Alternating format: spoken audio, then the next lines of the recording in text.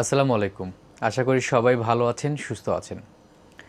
সম্পত্তি দান করলেও জীবদ্দশায় ভোগ দখলের অধিকারী থাকবেন পিতামাতা। কিছুদিন আগে এরকম একটা খসড়া আইন যেটা খসড়া হয়েছিল, সেটা কিন্তু আজকে 4 আগস্ট 2026 মন্ত্রিসভায় কিন্তু অনুমোদন হয়েছে। অর্থাৎ এটা আজকে থেকে এটা চূড়ান্ত একটা আইন হয়ে গেল।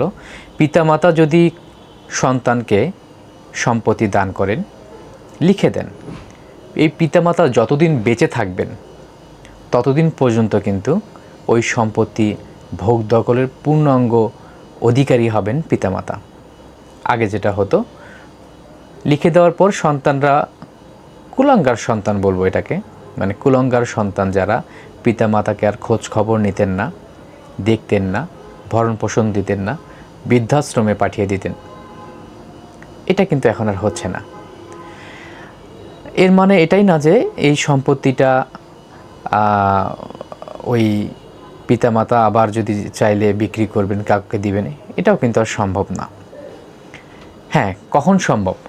যখন ওই পিতামাতার চিকিৎসা বা কোনো কাজের কারণে ইমার্জেন্সি টাকার প্রয়োজন, এই সম্পত্তিটা না বেচলেই নয়, না বিক্রি করলেই নয়, তখন কিন্তু জেলা জজের কাছে একটা লিখিত অনুমতি নিতে হবে যে আমার এই কারণে এই সম্পত্তিটা বিক্রি করা প্রয়োজন, হস্তান্তর করা প্রয়োজন।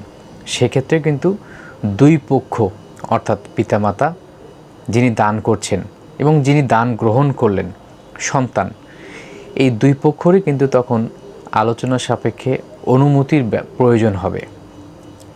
ঠিক সেম ক্ষেত্রে সন্তানও যদি মনে করে এই সম্পত্তিটা হস্তান্তর করা একান্ত প্রয়োজন, বিক্রি করা প্রয়োজন, টাকার প্রয়োজন, সেক্ষেত্রেও কিন্তু এই পিতামাতার অনুমতি সাপেক্ষে এটা হস্তান্তর করতে পারবেন। তো যাই হোক, এটা পাশ হয়ে একদিক দিয়ে ভালো হলো, সেটা হচ্ছে যে পিতামাতা যার মাধ্যমে সম্পত্তি অর্জন, যার মাধ্যমে আমরা সন্তানরা পৃথিবীতে আসলাম, ভালো মন্দ বুঝলাম, পিতামাতার পরিশ্রম করে আমাদেরকে পড়াশুনো শেখালেন, সমাজের মানুষ হিসেবে গড়ে তুললেন। অনেক সময় সম্পত্তি যদি নিজের নামে হয়ে যায়, তখন আমরা এই বিষয়গুলো বেমালুম ভুলে যাই। এখন থেকে এই ভুলতে চাইলেও আর ভোলা সহজ হচ্ছে না, সুবিধাজনক হচ্ছে না।